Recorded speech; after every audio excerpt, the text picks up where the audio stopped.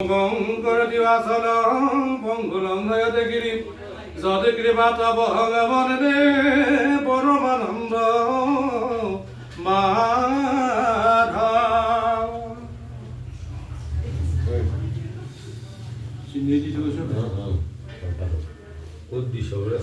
দামোদৰ বিপ্ৰপেক্ষা দ্বিতীয় কীৰ্তন পুথি পঢ়ি ল'ব দাদা। যাদৱানন্দ দয়াশীল ৰাম ও হৰি দয়াশীল কেশৱ গোপাল ও যাদৱানন্দ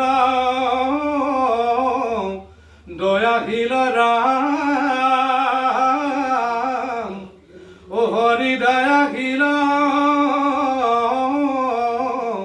কেশৱ ৰাম পাছে হৰি হাস্য কৰি সখাৰ হাতত ধৰি সুধিলন্দ কৰি সতকাৰ গুৰুৰ গৃহৰ তথা ভোমৰা পুৰণি কথা অজেন ভৈলয় আমাৰ কাৰ গুৰু পত্নী গণে আঁকি আমাক বুলিলা হাঁহি খৰি লুৰি দিয়া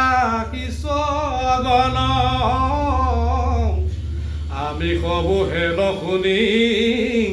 ভকতিত বান্ধিয়া ভুনি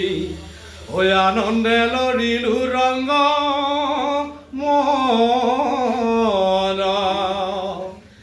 এ ৰামৰ অন্যৰ পক্ষী কান্দি খৰি লুৰি বুজা বান্ধি গৃহক চলিলো ৰংগ মনে যাওঁ কথা মাতে হাঁহি আকস্মিতে তৈতে আহি অপাইলে মহা বাট বৰি কণে হে ৰাম গৰ্জনতে ভূমি লৰে ঘনে ঘনে বৰ্জ পৰে খাল বাম কৰি ভৈল আতি নাকলিয়াই একো পথ সূৰ্য পাছে গৈলয় অস্ত অভৈল ঘূৰাই অন্ধকাৰ ৰাতি এ ৰাম পাছে আমি কবে কিছ নাকলো একো দিশ বাট বৃষ্টি পিৰিলে আমাক ও কাম্পে তনু তৰাতৰি অন্যে অন্যে হাত ধৰি ও বাট নপাই ততে ফৰো পাক ও মাথাত খৰিৰ বোজা নযায় জান একো খোজা অভুৰতে জানি গল নজাকে কাকো এৰি কিৰণে আন্ধাৰ ফাৰি ভৈলৈ আহি আদিত উদয় অশান্তি পানী নিজৰা যে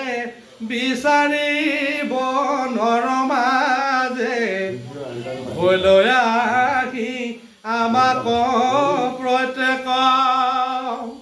ওজাৰ কামে কিছ যত শৰীৰত নাহি তত ও দেখি খেদ কৰিলাই অনেক হে ৰাম আমাক বোলৰ তবাক শুনা কবে কিছ যাক মোৰ পদে কিনো দুখ ভৈলা প্ৰাণটো এৰিলা আস কপিলা বনবাস গুৰুৰি নহবে খোজা গৈলা অশুনাশীছ নিৰন্তৰ তুষ্ট হোৱা দিওঁ বৰ জানা হব শাস্ত্ৰ এটি ক্ষণে অপূৰ্ণ ভৈল মনোৰথ গৃহৰ ধৰিলো বাথ পাছে আমি সবে কিশগনে এয়া নদখ নানা মত গুৰু গৃহে পাইলো যত প্ৰাণ সখী সুমৰা তাক হেন সনে দিজবৰে কৰ জৰে অনন্তৰে কৃষ্ণ কবু লীলা মৃদু বাক এ ৰাম শুনিও ক পৰম ব্ৰহ্ম